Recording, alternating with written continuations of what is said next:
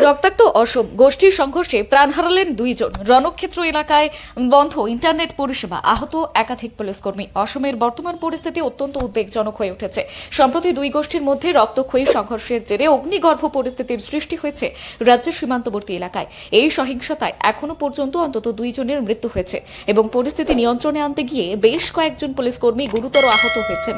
প্রশাসনের পক্ষ থেকে তৎক্ষণাৎ ওই এলাকায় ইন্টারনেট পরিষেবা বন্ধ করে দেওয়া হয়েছে। স্থানীয় সূত্রে খবর, জমি সংক্রান্ত বিবাদ বা অন্য কোনো বিশেষ সামাজিক উত্তেজনাকে কেন্দ্র করে দুই গোষ্ঠীর মধ্যে বাদানুবাদ শুরু হয়। মুহূর্তের মধ্যে সেই বিতর্ক চরম রূপ নেয় এবং উভয় পক্ষ লাঠি সোঁটা, ধারালো অস্ত্র এবং পাথর নিয়ে একে অপরের দিকে ঝাঁপিয়ে পড়ে। দুষ্কৃতীরা বেশ কিছু বাড়িতে আগুন লাগিয়ে দেয় এবং দোকানপাটে ভাঙচুর চালায়। পরিস্থিতি সামাল দিতে বিশাল পুলিশ বাহিনী এবং আধা সামরিক বাহিনী ঘটনাস্থলে পৌঁছালে তাদের উপর আক্রমণ চালানো হয়।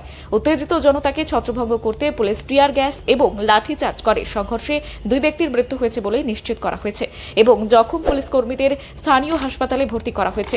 এলাকায় বর্তমানে 144 ধারা জারি করা হয়েছে। রাজ্য সরকারের পক্ষ থেকে শান্তি বজায় রাখার আবেদন জানানো হয়েছে। গুজব ছড়ানো রুখতে এবং আইন শৃঙ্খলার অবনতি ঠেকাতে সংশ্লিষ্ট জেলাগুলোতে মোবাইল ইন্টারনেট এবং ব্রডব্যান্ড পরিষেবা অনির্দিষ্টকালের জন্য বন্ধ রাখা হয়েছে।